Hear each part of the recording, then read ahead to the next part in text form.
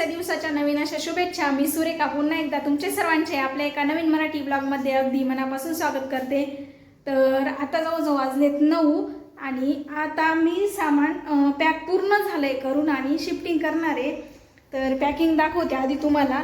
रात्री पण आहे ना आम्हाला झोपायला 12:30 वाजले होते, 12:30 पाऊण झालं होतं आणि सकाळी पण आहे ना 6ला म्हणजे 6ला शार्प उठले होते मी। तर नाश्ता करून झाला, बाकी बरंच सामान पॅक करायचं होतं तर ते झालंय। तर इथं बघा असं पॅकिंग करून ठेवलंय। इकडं कपाट आहे ना, त्या कपाटाला बॉक्स लावलाय। मागच्या शिफ्टिंगमध्ये जसं बॉक्स लावला होता ना तसंच लावून घेतलंय कपाटाच्या काचेला।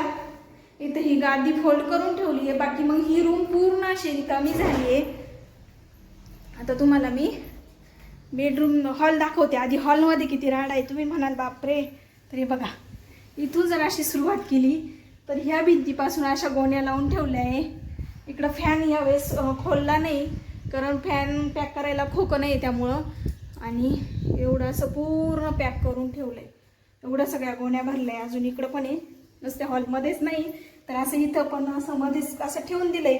ही एक गोणी तिच्यात आहे ना थोडेसे किचनवरचे भांडे ठेवायचे मला। किचनवरती ना मी म्हणजे चहा करायची वेळ जर आली तर त्यासाठी मग साखरेचा डबा वगैरे तेवढं वर ठेवलेलं आहे।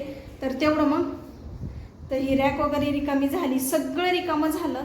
तर तुम्हाला पूर्ण मी बॅक कॅमेऱ्याने दाखवते। तर हे बघा बेडरूम पूर्ण रिकामं झालंय असं पूर्ण। त्यानंतर इकडं किचन पण पूर्ण रिकामं झालंय। त्या चपात्या आहे ना त्या शिळ्या पडलेल्या आहेत, तर जाताना गाईला देऊ म्हटलं म्हणून त्यात तसंच ठेवलेल्या आहेत। आता नको, आता जा खाली उतरलो का मगच जाऊ। किचनवरती एवढंच राहिलंय। हा नाही राहत्या गाई तिकडं। तर त्यानंतर इथून किती गोण्या सुरू, जवळजवळ 30 ते 40 गोण्या होतील का हो। हे बघा असं हे आता सामान भरून ठेवलं हे। आणि खूप थकलो ताई एवढं शिफ्टिंग करता करता। मी ना जास्त यावेळेस पॅकिंगचा काहीच व्हिडिओ घेतला नाही कारण एका दिवसात आम्ही एवढी पॅकिंग केली आहे आणि दमल्यावानी झालंय त्यामुळं खूप। तर चला आता शिफ्टिंग करायची आहे, म्हणजे भाऊ येणार आहे तर आलेत ते जवळ, त्यामुळं मी बाकीचं माझं जे काही राहिलंय ते आवरून घेते। तसं दादा काही राहिलं नाही पण 5 मिनिटं बसते। तर आमची सामान भरण्यासाठी गाडी होती ती फायनली गाडी आली आणि इथं आहे ना सेट करून घेत आहे, म्हणजे आपल्याला जिन्यावरून सामान आणायचे त्या दृष्टीने आपल्याला लवकर सामान मध्ये ठेवता येईल। आणि ताईंनो हा व्हिडिओ उशिरा येतोय त्याबद्दल खूप मनापासून माफी मागते। अगदी 3-4 महिने झाले हा व्हिडिओ शूट करून, पण मग खूप उशिरा आला तुमच्यापर्यंत कारण काही काही गोष्टी असतात की त्यामुळे ना आपण खूप म्हणजे मेंटली हरॅश होऊन जातो आणि त्या गोष्टी ना आपल्याला शेअर कराव्यात की नाही हे कळत नाही। त्यामुळं असंच काहीतरी माझ्यासोबत झालं म्हणून हा व्हिडिओ शेअर केला नाही। आणि तुम्ही बघताय की मध्यंतरी माझे व्हिडिओ पण रेग्युलर नव्हते, आता मी शॉर्ट्स रेग्युलर टाकते। तर आता नक्की माझे सगळे शॉर्ट्स बघत जा, तुम्हाला गावाकडचं माझं सगळं रुटीन बघायला भेटेल। पण काही गोष्टी अशा झाल्या त्यावेळेस की खूप म्हणजे खूप त्रास झाला आम्हाला। काय त्रास झाला काही नाही हे सगळंही पुढे तुम्हाला सांगेलच काही दिवसांनी, ती वेळही नक्की येईल। तर इथं बघा आम्ही सगळेजण सामान वाहून घेतोय, भाऊ मी, आणि इथं मी हसत होते तो उंच आहे ना तो असं पटपट चालतो जिन्यावरून। तर इथं आमचं सगळं सामान वाहून झालं आणि मस्त गाडी ना बांधून घेत आहे अशी भाऊ, आणि हा त्याचा मित्रच होता त्यामुळे ना त्यांनी पण छान अशी सामान रचायला मदत केली। आणि शेवटी आमची सामानाची गाडी निघाली। आम्ही आता संगमनेर पण सोडतोय।